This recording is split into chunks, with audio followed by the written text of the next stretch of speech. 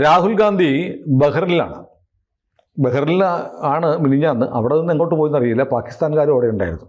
പാകിസ്ഥാനിലെ ഒരു മന്ത്രിയുടെ നേതൃത്വത്തിൽ ISIയുടെ സംഘം വന്നിട്ടുണ്ടായിരുന്നു. രണ്ടുപേരും ഒരേ വിമാനത്താവളത്തിൽ ഇറങ്ങി. രാഹുൽ ഗാന്ധി സെക്യൂരിറ്റി ഇല്ലാതെയാണ് വന്നിരിക്കുന്നത്.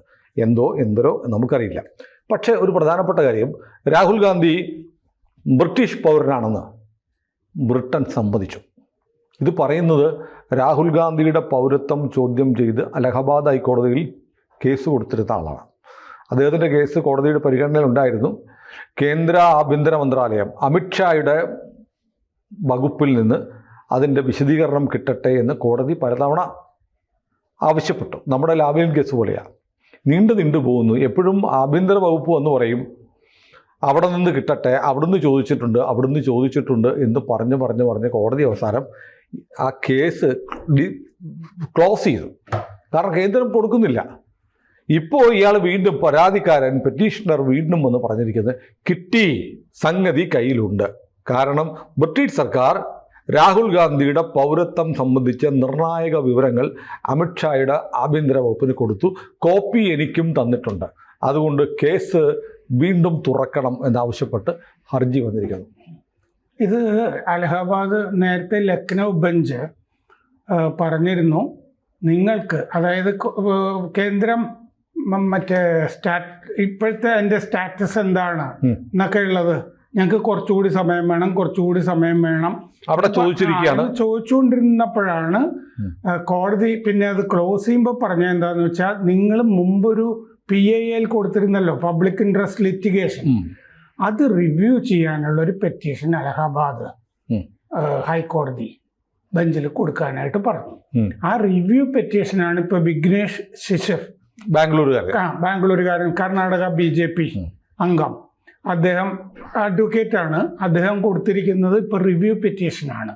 ആ റിവ്യൂ പെറ്റീഷൻ്റെ കൂടെ ഈ പറഞ്ഞതുപോലെ ഇദ്ദേഹത്തിനെ ബ്രിട്ടീഷ് സർക്കാർ അറിയിച്ചിട്ടുണ്ട്, ഞങ്ങൾ ഈ രാഹുൽ ഗാന്ധിയുടെ പൗരത്വം സംബന്ധിച്ചിട്ടുള്ള വിവരങ്ങളെല്ലാം ഇന്ത്യയിലെ ആഭ്യന്തര വകുപ്പിനെ കൈമാറിയിട്ടുണ്ട്.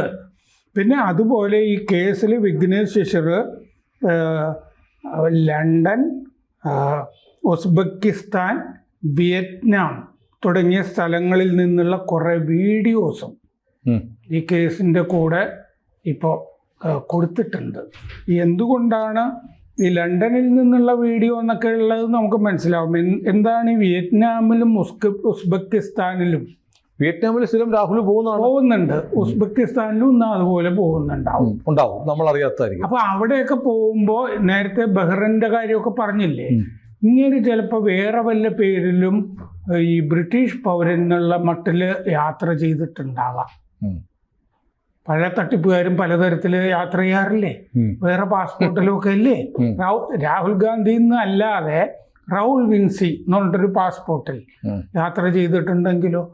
എന്തായാലും ലണ്ടൻ, വിയറ്റ്നാം, ഉസ്ബെക്കിസ്ഥാൻ ഇവിടെ നിന്നുള്ള വീഡിയോസും കൂടി കോടതിക്ക് ഇപ്പോൾ സമർപ്പിച്ചിട്ടുണ്ട്.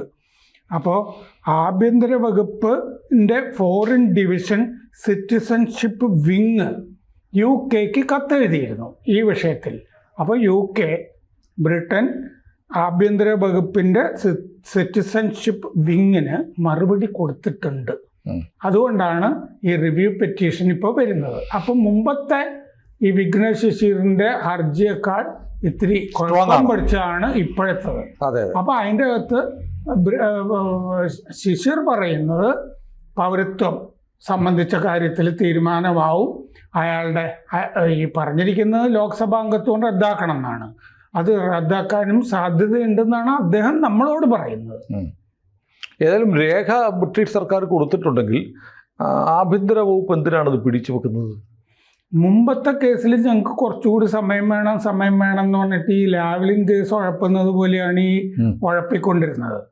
ഇപ്പോൾ ഇദ്ദേഹം പറയുന്നത് എന്താണെന്ന് വെച്ചാൽ CBIയും ഇതിൻ്റെ അകത്ത് അന്വേഷണം തുടങ്ങിയിട്ടുണ്ട്. കാരണം CBIക്കും പരാതി കൊടുത്തിരുന്നല്ലോ. അപ്പോൾ CBIയും CBIയുടെയും ഈ വിങ്, ഫോറിൻ വിങ് ഈ അന്വേഷണങ്ങൾ നടത്തുന്നുണ്ട് എന്ന് അദ്ദേഹം പറയുന്നുണ്ട്. വിവരങ്ങൾ എന്തായാലും ആഭ്യന്തര മന്ത്രാലയത്തിൻ്റെ സിറ്റിസൺഷിപ്പ് വിങ്ങിൻ്റെ കയ്യിലുണ്ട് രാഹുൽ ഗാന്ധിയെ സംബന്ധിച്ച ബ്രിട്ടീഷ് പൗരത്വത്തിൻ്റെ വിവരം ഉണ്ട്, ബ്രിട്ടീഷ് പൗരനാണ്, പൗരത്വം ഉണ്ട് എന്നുള്ള മട്ടിലുള്ള വിവരമുണ്ട്. അപ്പോൾ ഡൽഹിയിലെ CBI anti corruption branch 2 CBI ഹെഡ്ക്വാർട്ടേഴ്സിൽ അവരും ഇതിപ്പോൾ അന്വേഷിക്കുന്നുണ്ട്. പിന്നെ election commission, ED, IT, income tax, പിന്നെ റായ്ബറേലിയിലെ റിട്ടേണിംഗ് ഓഫീസർ, ഇവരെല്ലാവരും ഈ കേസിൽ കക്ഷികളാണിപ്പോൾ. ഇവരെല്ലാം ഇവരുടേതായ വിവരങ്ങൾ, ഇവരുടെ കയ്യിലുള്ള വിവരങ്ങളും എല്ലാം കോടതിയുടെ മുമ്പിൽ ഇനി സമർപ്പിക്കേണ്ടി വരും. ലോക്സഭാ സ്പീക്കറും കക്ഷിയാണ് ഇതിൻ്റെ അകത്ത്. PL 83/2024 എന്ന് പറഞ്ഞ പഴയ PIL വീണ്ടും അതിൽ റിവ്യൂ പെറ്റീഷൻ കൊടുത്തിരിക്കുകയാണ് ഇപ്പോൾ. അപ്പോൾ ഇതെപ്പോഴാണ് ഇനി ടെർമിനേറ്റ് ചെയ്യുന്നത് എന്നേ അറിയാനുള്ളൂ എന്നാണ് അദ്ദേഹം പറയുന്നത്. ഏതായാലും നമ്മുടെ രാജ്യത്ത് ഒരു വിദേശി പൗരനാണെന്ന് ഭാവിച്ചിരിക്കുക, തിരഞ്ഞെടുപ്പിൽ മത്സരിക്കുക, പ്രധാനമന്ത്രിയാവണമെന്ന് ആഗ്രഹിക്കുക, പാർലമെൻറ്റിൽ അംഗമായി പ്രതിപക്ഷ നേതാവാകുക, ഇതൊക്കെ ചെയ്തു എന്ന് പറയുന്നത് വല്ലാത്ത ഞെട്ടിപ്പിക്കുന്നതാണ്. നമുക്കറിയാം രാഹുലിൻ്റെ ഇന്ത്യൻ പേരുകളെക്കുറിച്ച് ആർക്കും സംശയമില്ല.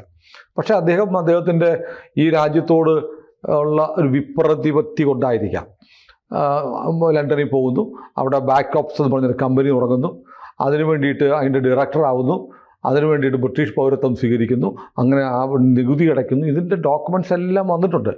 ഇതെല്ലാം വന്നു കഴിഞ്ഞിട്ട് അയാൾക്കറിയാം അയാൾക്ക് ബ്രിട്ടീഷ് പൗരത്വം ഉണ്ട്. ബ്രിട്ടീഷ് പൗരത്വം സ്വീകരിക്കുമ്പോൾ ഓട്ടോമാറ്റിക്കലി ഇന്ത്യൻ പൗരത്വം റദ്ദാവും. നമുക്ക് ഇന്ത്യൻ പൗരത്വം മാത്രമല്ലേ പറ്റൂ, ഡ്യുവൽ സിറ്റിസൺഷിപ്പ് നമുക്ക് പറ്റില്ല. അപ്പോൾ ഇനി വേണമെങ്കിൽ പറയാം അന്ന് ഉണ്ടായിരുന്നു, അത് ഞാൻ ഉപേക്ഷിച്ചെങ്കിൽ ഇന്ത്യൻ പൗരത്വം ഓട്ടോമാറ്റിക്കലി കിട്ടത്തില്ല. ഇവിടെ വീണ്ടും പൗരത്വത്തിന് അപേക്ഷിക്കണം. പക്ഷെ ആദ്യം MP ആകുന്നത് ആ പൗരത്വം ഉള്ളപ്പോഴാണ്, ബ്രിട്ടീഷ് പൗരത്വം ഉള്ളപ്പോഴാണ്. കാരണം ആ ബാക്കോപ്സ് എന്ന് പറഞ്ഞ കമ്പനി മുമ്പ് സഹപാഠിയായിരുന്ന ഒരാൾ പാർട്ട്ണറായിട്ട് തുടങ്ങുന്നു. അതെ അതെ. അയാൾ പിന്നീട് ഫ്രാൻസിലെ സ്കോർപിയൻ ഡീലിലെ ഇടനിലക്കാരനായിരുന്നു. കോടികൾ കിട്ടും, വലിയ കോടികൾ കിട്ടി. അതെ, ഹൈദരാബാദിൽ ഒരു കമ്പനിയിൽ അയാൾ പാർട്ട്ണറും ആയിരുന്നു. അത് രാഹുൽ ഗാന്ധി പറഞ്ഞിട്ടാണ്. അതൊരു ഡിഫൻസ് കമ്പനിയാണ്. ആ ഡിഫൻസ് കമ്പനിക്ക് സ്കോർപിയൻ ഡീലും ഒക്കെ ആയിട്ട് ബന്ധം വരുന്നുണ്ട്. പക്ഷെ ഇയാളെയും കൂടി ആ കമ്പനിയിൽ പാർട്ട്ണർ ആക്കണം എന്ന് രാഹുൽ ഗാന്ധി ആവശ്യപ്പെട്ടിട്ടാണ് ഈ സായിപ്പിനെ പാർട്ട്ണർ ആക്കുന്നത് എന്നുള്ള വിവരം ഉണ്ടായത്. തമ്മിലുള്ള ബിസിനസ് ഇടപാടാണ്. അത് മാത്രമല്ല, ബാക്കോപ്സ് എന്ന പേരിൽ ഇന്ത്യയിൽ ഒരു കമ്പനി ഉണ്ടായിരുന്നു. ഇന്ത്യയിലും മുംബൈയിലൊരു കമ്പനി, അത് പ്രിയങ്ക ഡയറക്ടറാണ്. അപ്പൊ ഇത് മൊത്തത്തിൽ കുഴഞ്ഞു മറിഞ്ഞു കിടക്കുന്ന ഒരു സംഭവം. പ്രിയങ്കയ്ക്ക് പിന്നെ ഈ ബ്രിട്ടീഷ് പൗരത്വം ഇല്ല എന്നാണ് നമ്മുടെ അറിവ്. പക്ഷെ രാഹുൽ ഗാന്ധിക്ക് ബ്രിട്ടീഷ് പൗരത്വം ഉണ്ടായിരുന്നു എന്നിരിക്കെ ഇനി വാദത്തിന് ബ്രിട്ടീഷ് പൗരത്വം അന്നുണ്ടായിരുന്നു, അത് പോയി ഉപേക്ഷിച്ചു, ഇപ്പം ഇന്ത്യൻ പൗരനാണെന്നും അങ്ങനെ പറയാൻ പറ്റില്ല. അത് ഉപേക്ഷിച്ചാൽ ഇന്ത്യൻ പൗരത്വം സ്വമേധയാ കിട്ടില്ല. ഒരു വിദേശി പൗരത്വത്തിന് അപേക്ഷിക്കുന്നത് പോലെ അപേക്ഷിച്ച് വരണം.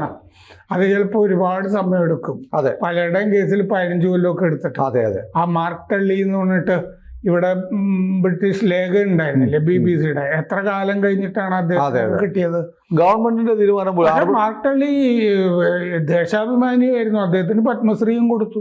അതെ, ഇന്ത്യയുടെ കൂടെ നിൽക്കുന്ന ആളാണ്. രാഹുൽ ഗാന്ധിയെ പോലെയല്ല.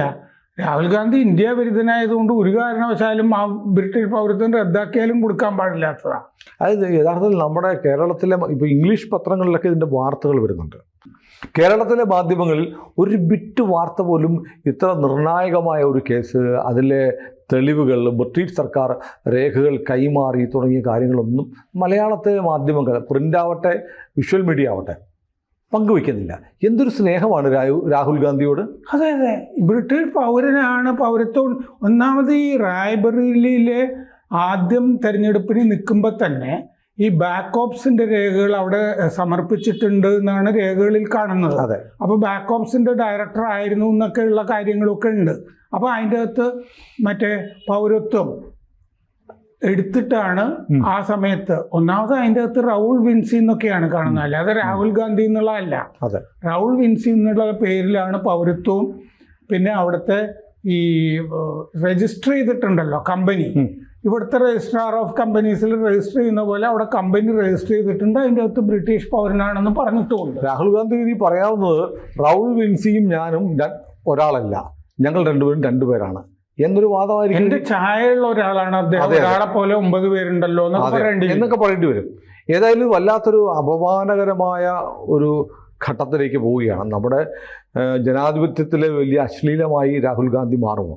ഇന്ത്യൻ പാർലമെൻറ്റിനെ, ഇന്ത്യൻ ജനങ്ങളെ അപഹസിക്കുമാറ് ഒരു ബ്രിട്ടീഷുകാരൻ ഇവിടെ വന്ന് പ്രധാനമന്ത്രിയാകാൻ ആഗ്രഹിച്ചു എന്ന് പറഞ്ഞാൽ വീണ്ടും വെള്ളക്കാരൻ. ഞാൻ വിചാരിക്കുന്നത് എന്താണെന്ന് വെച്ചാൽ കേന്ദ്രം ഇതിൻ്റെ അകത്തൊരു ശക്തമായ നിലപാടെടുത്തിട്ട് ഞങ്ങൾക്ക് ബ്രിട്ടനിൽ നിന്ന് കിട്ടി, അല്ല ഈ തല്ലിപ്പൊളി തന്നെ കുറെ കാലം പ്രസിഡന്റ് ആയിരുന്നോട്ടെ എന്ന് വിചാരിച്ചിട്ടാണോ കൊടുക്കാതിരിക്കുന്നത് ഈ കോടതിയുടെ മുമ്പിൽ? അങ്ങനെയല്ല, രാഹുൽ ഈ വീടിന്റെ ഐശ്വര്യം BJPയുടെ ഓഫീസിൽ അങ്ങനെയാണ് വിചാരിക്കുന്നത്. അതെ, എന്ന് വെച്ചിട്ടാണോ ഇത് ഹാജരാക്കുന്നത്, വൈകിപ്പിക്കുന്നത് എന്ന് എപ്പോഴും ആലോചിക്കാം. ഇദ്ദേഹം നിൽക്കുന്ന അത്രയും കാലം BJPക്ക് ഗുണമാണല്ലോ, കൂടുതൽ ഗുണമാണ്. അതെ, അങ്ങനെയാവാം. ഏതായാലും ഈ കേസ് നീ എങ്ങനെ പോട്ടെ എന്ന് നോക്കാം.